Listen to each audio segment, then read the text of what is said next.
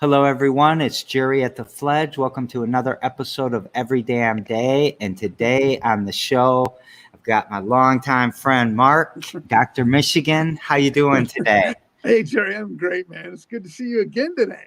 It's good to see you again today, twice in one day. You're making stuff happen. Yeah. I love your program in the morning, that 99 seconds to success. Yeah, it's not as easy as it looks, huh? No, it isn't. Yeah, but you did a great job. I was so happy to see you this morning. Yeah. But before we get too far, we're starting something new a couple days ago on the show for anybody who might be visually impaired. I just want you to know I'm Jerry, and I have on my headphones. I got brown hair, brown eyes. I'm wearing a Capital City Film Festival shirt, and I'm sitting on the stage of the Fledge with James Bignell's painting behind me of the Leelanau Peninsula. That's a beautiful painting. I'm Mark. I got a green corduroy jacket, a purple plaid shirt, light brown glasses, and not so much hair, and it's kind of gray. And I'm in a remote, undisclosed location in a basement, hidden on the east side. On the east side. So let's jump into you. Why don't you tell us some stuff about you? Yeah. Well, I'm a Dharma bum. No, I am a licensed chiropractor since 1986. I started the chiropractic at Creative Wellness here in East Lansing. And before that, I practiced in Boulder, and before that in Ohio. And I got an undergrad degree in wrestling. That was my major. That's what I always tell everyone. You can relate to that. But then I had a sport and rec management degree up at Lake State. We called it Sault Ste. Siberia. Then I went to Hotlanta for my chiropractic education, and I lived at the Maharishi University and did a lot of meditating there. See, I thought I've known you for a long time, and I just learned a ton more stuff. Yeah, dude. There's so much out there. Yeah. The Creative Wellness, you started that? You helped start that? I started the chiropractic part of it. Oh, okay. Yeah. Are you still associated with that? No, I'm not. Oh, okay. I moved to Muskegon. Yeah. So wrestling, that's where our paths crossed. Yeah. I'm going to say it, but it was 40 some years ago, probably. Yeah. Don't hurt me. Well, it hurts me too. Yeah. Well, and you were Lansing Eastern, which was a monster program, and you were a state champ, right? Went to U of M. John Fisher had something to say about me being a state champ, but I took second. I wrestled him right here in the field house, and I followed him to U of M. So he's a heavy dude. Yes, he is. He's a Flint guy. He's like ranked 7th best of all time wrestlers in Michigan. So that's a tough opponent. Yeah, he was I think one of those years he was the only person to beat John Smith in so many John years. Smith. Yeah. So I don't know if anyone knows that guy had a sweet outside single, man. Sweet single. But yeah, I went to Montrose, small school, Class C. We came over this way to wrestle the Williamston tournament, but we had the Beast. My teammate was Dan Severn, the Beast, ultimate fighting champ. Maybe people know that. And I started out at Clarion. I had a D1 champ in my weight as going there. I got out of there quickly, went to Saginaw Valley, then to Lake Superior State. Yeah. We had Kevin Jackson, Olympic gold medalist, and he was a beast in the ultimate fighting too. Oh, yeah. Or whatever they called it back then. MMA, no holds barred, all those things. So what do you think about these kids get paid now? They can go to wrestling tournaments and win prize money. Dude, I'm telling you, and I tell everyone, Dan Severn is really the guy that started that. He was the first wrestler. He didn't even know what it was. They go, "What's your style of martial art?" He goes, "Collegiate wrestling." You know? And then he supplayed a guy, and they go, "Oh, you could hurt somebody." That's what we do when we wrestle. You know, you give him an arching throw and landed him on his head if you don't know what a supplé is. But anyway. Yeah, they can watch the video of me sand wrestling if they want to see a Dude, suplex. that was sweet. I couldn't believe it. I almost saw it. I was in Muskegon, and Pete said to go down and watch it. I seen the video. It was great. I think I saw either one of the Pantelio kids or one of the Amin kids just was competing for like $10,000 in a freestyle match. Yeah. I just saw that for the first time a couple months ago, and I think that's fascinating. I mean, imagine I might still be wrestling if I knew I could make money doing it. Well, see, that's the thing with that MMA. Severn is the guy that put wrestling on the map. That's when he could get paid, but he had to do a tournament. He had to win 4 fights to win 52,000. You know, he won that championship. Now they make that practicing, maybe. No, that's football. Right. Yeah. So you show up this morning to pitch at 99 problems, but a pitch ain't one. Yeah. And you've got a great idea. I love your idea. The crowd loved your idea. Rebranding Michigan, I think, was one of your most popular phrases that you said this morning. Tell us about that. Well, the idea is that we, Michigan's history is we made money off of the environment. And that was the old age. That was the last generation. I want to make money off it, but make it ecological and then bring back adventure tourism into the state. People don't realize it. They think of Colorado, they think California. They don't know Michigan is here. So we've got these Great Lakes. And for me, I'm a windsurfer. When I'd go down to the ocean, something would hit my leg. And I would look down, watch Jaws, I would look down to see if I had a leg. So I like the idea we have Sharkless Sea because we can do many of the same things they do. They're surfing over in Muskegon right now where I live every day, almost every day. If there's a good wind, they'll blow up some waves, and they kiteboard all year round unless the ice shelf comes in. But so the idea is to rebrand the Great Lakes as the Sharkless Sea and to compete with other groups like M22. They only have a road. I got the whole state to deal with, and I got a cool little sticker. I don't know if you can see it or not. Yeah, Yeah. So a Dr. Seuss look. Yeah, the Dr. Seuss look. No salt, no jellyfish. People forget jellyfish are a bummer when you're swimming in the ocean, and then no sharks. You're not part of the food chain here. Yeah, I learned to surf in Dubai, which is they don't have the like the tidal type of waves where the not tidal, but where the moon help me. Right, lunar they're not generated. Yeah, it's more wind generated coming across the Gulf there. Yeah. And so it was really windy, choppy type of surfing, but it was a lot of fun.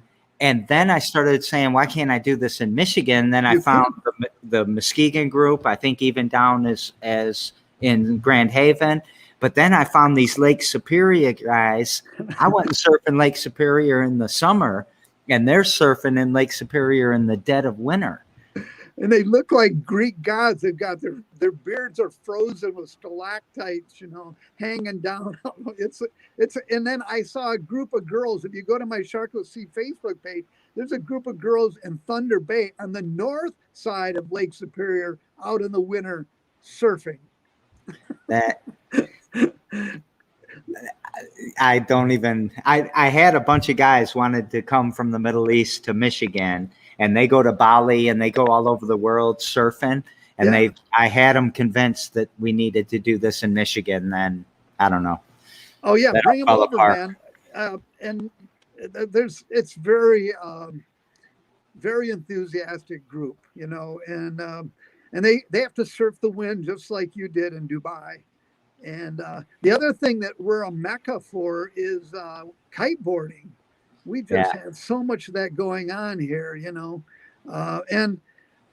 so people don't have to leave the state. I always like to say I learned this, that we have a big brain drain in Michigan. We get all our kids, they're bright, they go to our great colleges, U of M, MSU, Lake State, and then they leave the state, they go to Chicago or they go somewhere else because, they're looking for jobs, but they're also looking for adventure. But we have a lot of adventure here. And that's what we try to promote, is the idea that economically we can increase income of Michigan without excoriating the planet and boring down and digging and drilling. But we can use the natural resources for its beauty, for its rejuvenating power, and be like Walden, go out in the woods and become one with the universe, that transcendent experience right here in Michigan, and have a little adrenaline along with it. And so we, when I was in Boulder, Colorado practicing, and they had the Pure Michigan came out. Somebody told me about it. I said, man, we need to get one that's not just campers and tent camping out of a car, but more camping out, adventure camping. Anyway. Yeah. Selling our water to Nestle does not seem like the best way to use our water, or selling our underwater rights or ways to Enron. Is that who it is? Enron? What is Enbridge? Yeah. Enbridge. They do the pipeline, the oil pipeline. They're the ones that screwed up the Kalamazoo River. Right. But they say that there's a movie called The Sixth Great Lake. The aquifer underneath our land is getting dried out because of pumping out all the water. Yeah, and that's right here under the shale in Lansing. Yes. Right. Yeah. Yes. I think the Board of Water and Light taps into that for our water. Yeah, I don't know, but yeah. And Board of Water and Light has the best tasting water in the country, according to them. I think that's true, though. I do think that's true. We have good water in Michigan, mid-Michigan, why not, Yeah. So I've always thought that we don't lean into the Great Lakes as our brand, and that we don't set policies that recognize us as the stewards of the world's fresh water. I mean, not all of it, but a bulk of it. Yeah. Yeah, 1/5. Yeah. And I think we should do better. Yeah. Yeah. And I like to hinge onto it with the adventure side. I like to do multi-adventures. I like to take a sailboat, a small sailboat, and go down the river and have a bike on it and ride back. So they say that every adventure traveler spends like $4,000 a week per person. So we can pitch those kinds of ideas and take advantage of our Great Lakes in that way, so we don't have to resort to last ditch old ways of economically turning a dollar by, ripping off and stealing, our treasures here in our land and our water. Yeah. And as more people experience it, as more people learn these facts, as more people enjoy it, they'll want to protect it more too. So it'll create an empathy between us and the environment. I just love your idea. I don't know. I think about it, and it makes me excited that this is what we should be doing. Oh man, I tell you, and think about attracting some of these good business people that, like Silicon Valley. Why can't we have a Silicon Valley in Muskegon or any town in Michigan, knowing that we could go an hour away and surf, kiteboard, do these adventures, take the kid, all these rivers we have, and hike on the Manistee Trail, which I just interviewed a guy who was hiking. He said it's as good as the Grand Canyon, or almost as good as the Grand Canyon right here. How many of you heard of the Red River, Manistee River Trail? I hadn't. And I haven't. I got the guy on my Sharkless page. You can hear him say it. Yeah. I used to work for a guy that used to say, you don't need salt water to make software. And, talking about Silicon Valley or Boston or whatever, everyone wants to go to the coast. But I also find a lot of kids, they go to Chicago for a couple of years. My daughter in particular is one that comes to mind. And the big city's fun for a little bit. Yeah. But then recognizing it's not Michigan. It's not, what is the statistic? You can be, you're only a couple miles away from a body of water. Yeah. But for a Great Lake, I think it's like an hour and a half. The furthest point in Michigan is an hour and a half from a Great Lake or something like that. And that, I don't know about the other statistic. Yeah. We need to, we have so much here in the state, and it's such a beautiful state. And then for us to, give people poor paying jobs so that they're willing to allow these projects to come into mid Michigan, like Remus up there, and suck all that water dry, because all they do is pitch, oh, we're good for jobs. Well, what kind of jobs are they? Are they living wage jobs? And a lot of times they're not, and we're screwing up just because that's all they have to say, and they can get it passed. And it's crazy. Yeah, I know that, we'll go away from your project a little bit on this, but I know you and I are both on the same page when it comes to like Medicare for all and universal basic income and living wage jobs. I mean, there's a lot of bullshit jobs that come out, and I think the economic development, they do their best, but they're limited, right, with certain things. And if a job, 500 jobs that pay people $10 an hour are 500 people that need to have another job, or they got to have 6 roommates to even, survive. And then we have no leisure time. We don't have time to enjoy our great state. Exactly. And yeah. And then we're so tired at the end of the day working 3 jobs, we sit in front of the TV and listen to the free channel, Fox News, and get programmed with just crazy stuff, Yeah, we need that new iPhone. We need that we elect this guy. So I like, what I like about your project is how it affects me. It changes my mindset on what Michigan is. Michigan's not a Rust Belt state that's obsolete with a bunch of hicks. I think hillbilly came from a Michigan potato farmer or something like that. And that's not us at all. We're smart, we're competent, we're hardworking, we have grit, we are diverse. We're a little racist, but we're trying to work on that. We're a lot racist, actually. Yeah, but we're real racist. Yeah, it's hidden, isn't it? At least down south, they say, hey, I'm a racist. Up here, I'm not a racist. And then they do a bunch of racist things. It's too bad, But, that's that point you bring up. When I moved out of Boulder back to Michigan, my friends go, what are you going to do out there? Boulder, they got the mountain climbing, they got the whitewater rafting. There's all the. I said, have you looked at a map? And they go, all they see is Cuyahoga River on flames, or Lake Erie flaming. They didn't smoke on water, Deep Purple. They saw flames on that water. How do you swim in that? And I go, what are you talking about? Have you been out here? Come out here. You can get your bones hydrated. These guys are out there, dirt bags out there climbing. They're all dried out, got that leathery skin. Come over here. And but they don't realize. So I got that right around that same time. Those GoPros came out. So I started swimming around underwater, showing how clean it was and the ripples of the sand. And they got, I said, what is this, a Caribbean or Lake Michigan? It's one of my videos.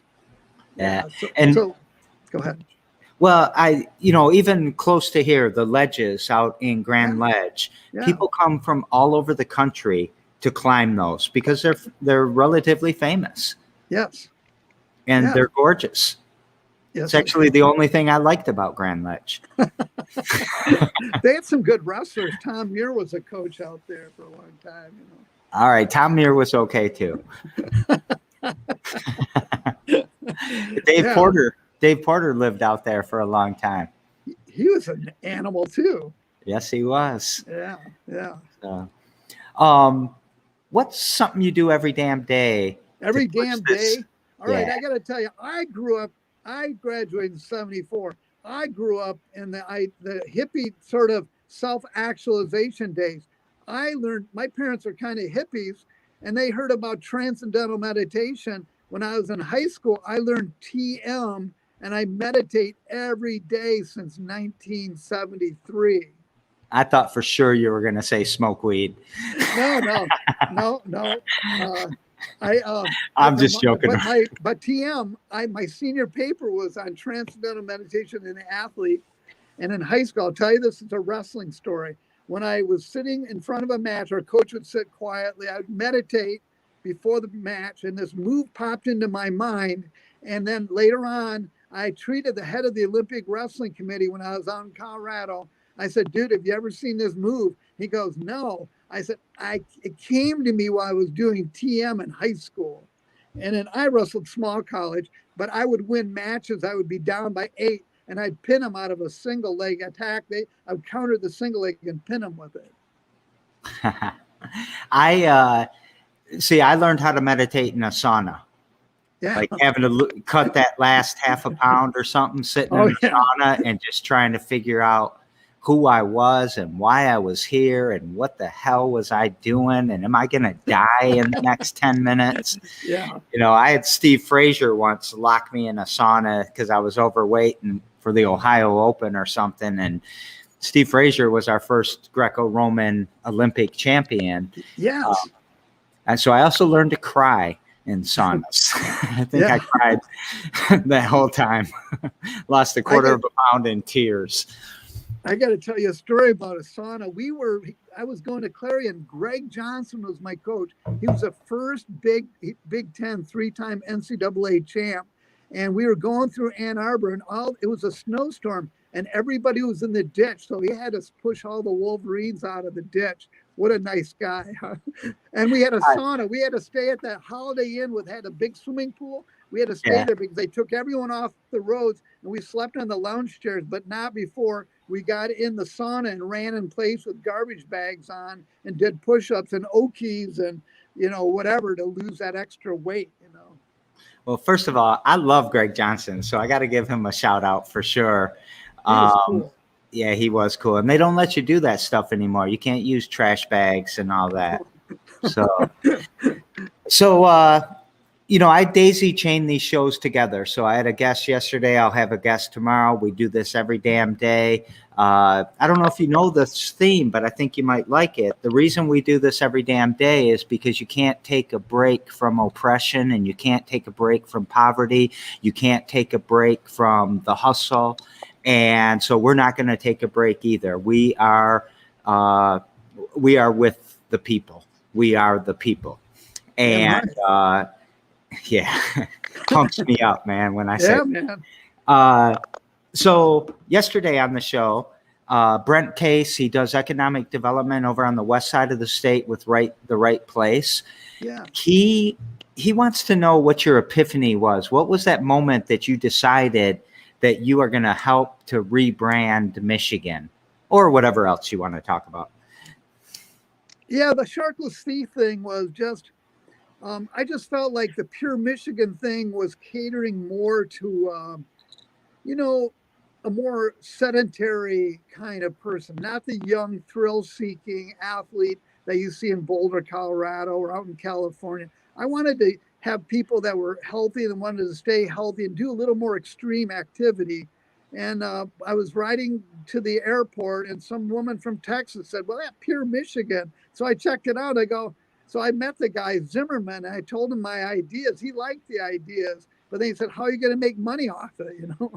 So, but mine is, so the epiphany was that I was riding in a cab to the airport. All right. Yeah. So how are you going to make money off of it? Well, dude, I mean, mostly it's a thing for the state,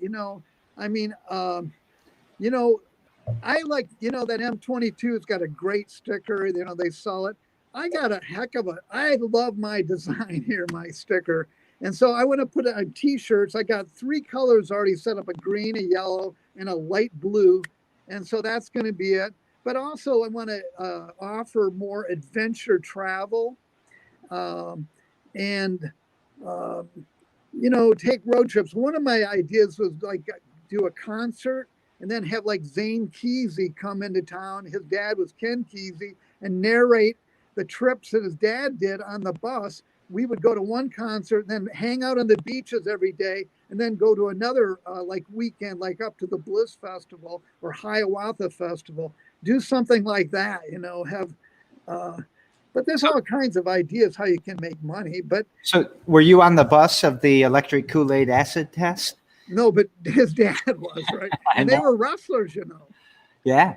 Ken Kesey and Zane Kesey and his brother, they all wrestled in Oregon. And we have one thing in common. Ken Kesey's son died in a tournament going on a bus in a van in University of Oregon's bus went off. He died. So Oh, I was in a car going to Williamston Invitational in '74, my senior year, and a kid that was driving, he died. So we started talking, but yeah, no, I just like the idea of bringing that kind of history to Michigan and getting a big bus. There's a bus system that travels. All the Europeans go across the USA, the Green Tortoise. And I talked to them. I said, you guys always go underneath the state. You got to come up into Michigan. Why don't you think about coming up and doing a concert series? Because all the Europeans, we don't have a Eurail like they do in Europe. They take the bus, and it's like a party bus. You know, they take off their clothes when they go to the beaches because they go, then the police tell them, well, you can't take your top off, ma'am. You're not in Europe anymore, you know.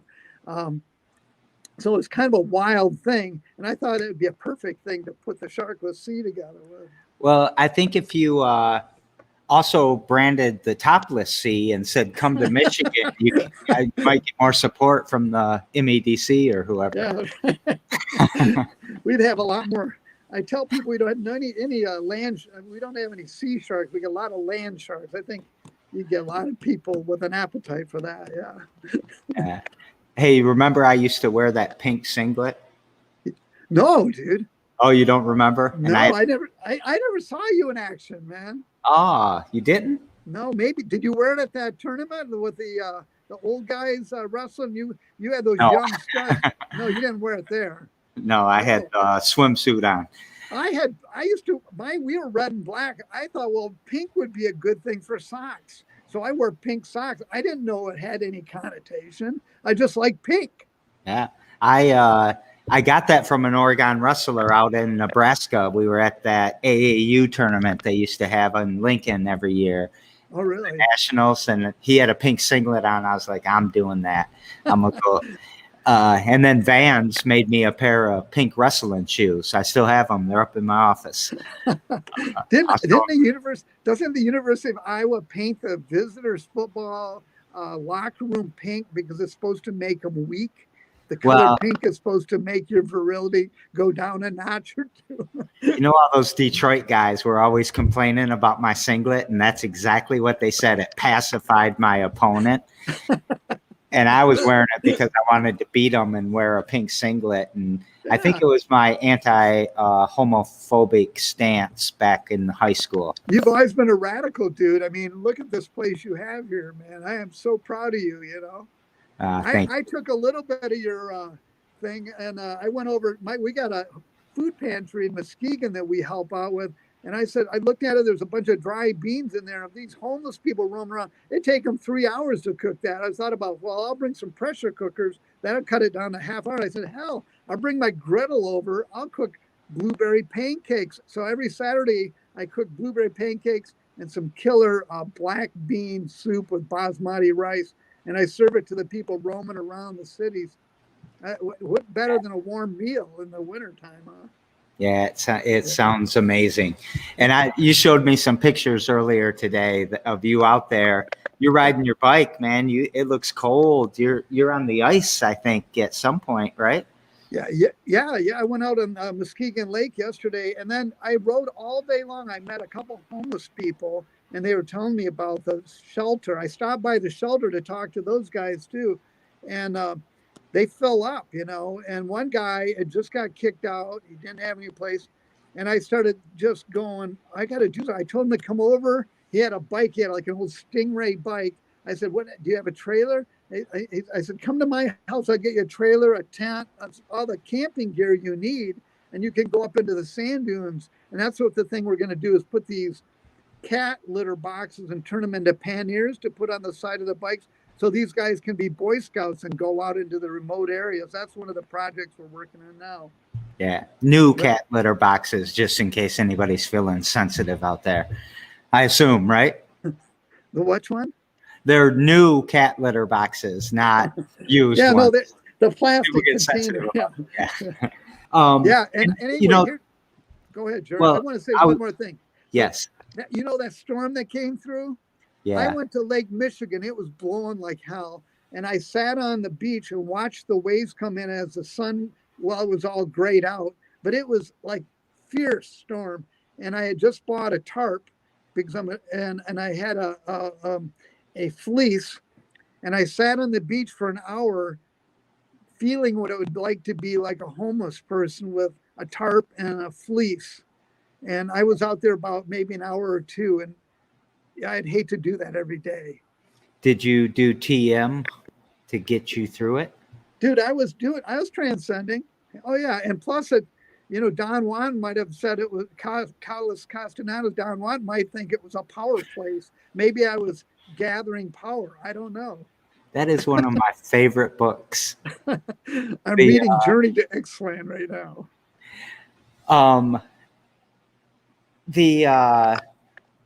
Chaz is saying I'm anti-littering. Yeah, that's a good. We're getting a comment from. I'm anti-littering too, and especially cigarette butts. Man, come on, quit throwing our cigarette butts. They end up in the river, and then they end up in the lake, and then they end up in the ocean. They're terrible. Chaz. Your whole story there is a spectacular lead-in for our question for the guest tomorrow. So our guest tomorrow, Brent, is an advocate at the Loaves and Fishes, which is homeless advocacy and a small shelter. What question would you like me to pass on to Brent?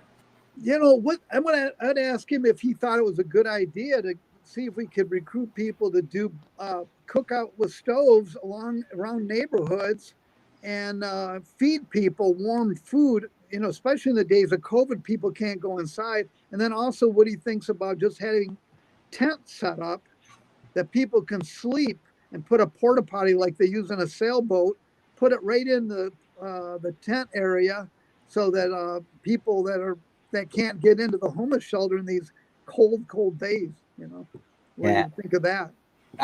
Well, I love it. And I think in the back 40 in Lansing, we've made a lot of progress there. They all have tents. They're not getting pushed out right now. They have porta potty. They have a trash thing. But it's not easy because the city and other people, everyone, when you get poor, everyone wants to preach at you and pray over you and tell you what to do and try to fix you. I hate that. Yeah, I hate that too. We're direct action guys. We should just go do it, right? Yeah, these people are smart people. What the hell's with dentistry in America too? Like a lot of these people don't have teeth. And why aren't our dentists stepping up? Because, how are you going to digest your food? That's the thing I'm going to go after next is going, you guys got to help out with these people because that's like a class thing too. People that can't afford dentistry, I'll pull my teeth out. It's crazy. Yeah.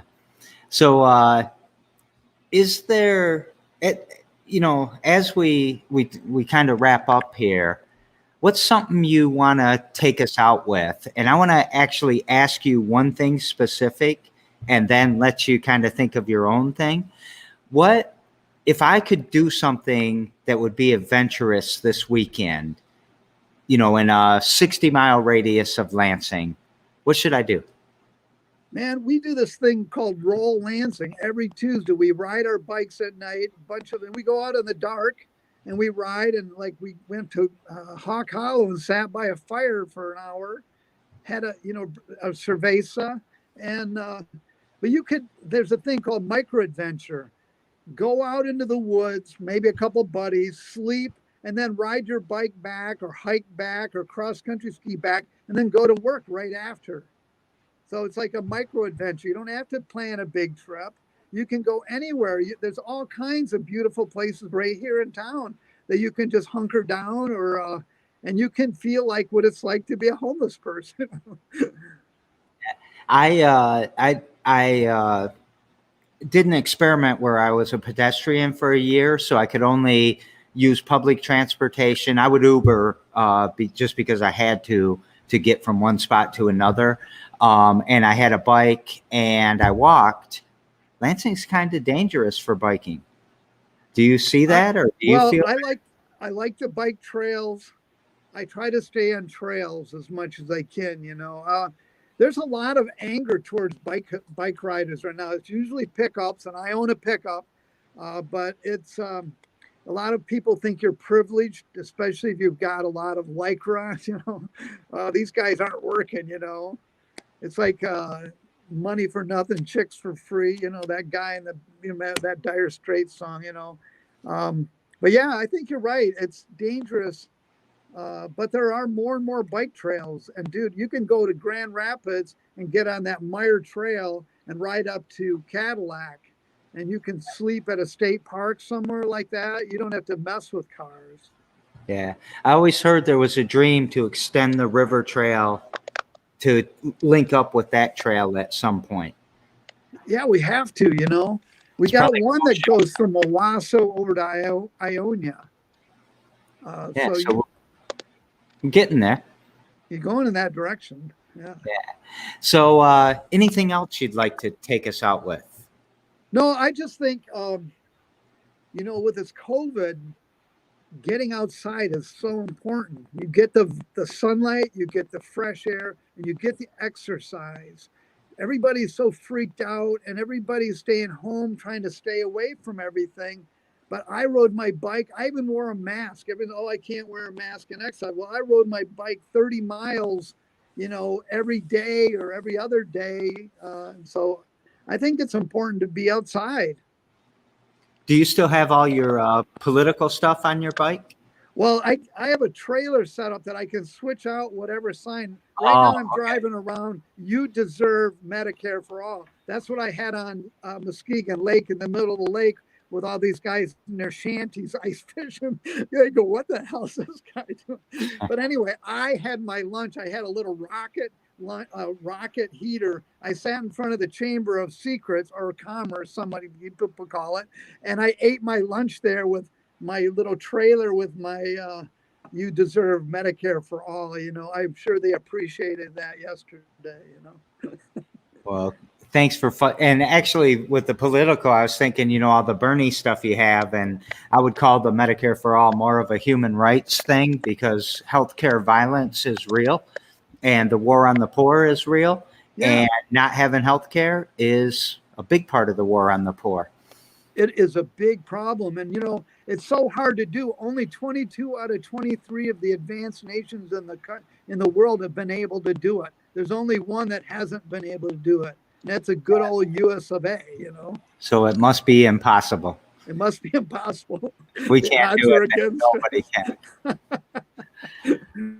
Hey, man, I've loved seeing you today. I loved it that you showed up. You filled in for me as a guest, and I've wanted to have you on the guest. We talked about it even in the summer or late fall, I guess. Not in the fall sometime, right after I started the show. So I really, really appreciate you, and it's so great to talk about our old times and our new times and our future. Yeah, and we're philosophers. Plato was a wrestler. You got Ken Kesey. You got all these great writers. The people don't realize that wrestlers have to use their mind and strategies and taking action in the world. We know how to think on our feet. We know what people need. We got a heart. Yeah, dude, and we ain't scared of none of you. We ain't scared of none of you. Yeah, we ain't scared of none of you. We eat fear. Yes, we eat fear. All right, man. I wish, dude. All right, man. Very Thank cool. Thank you so very much. And everyone, every damn day at 2:00 tomorrow, we'll have Brent with Loaves and Fishes, and we're out of here. So I will see you later. All right, man. Peace. Peace, man. See you.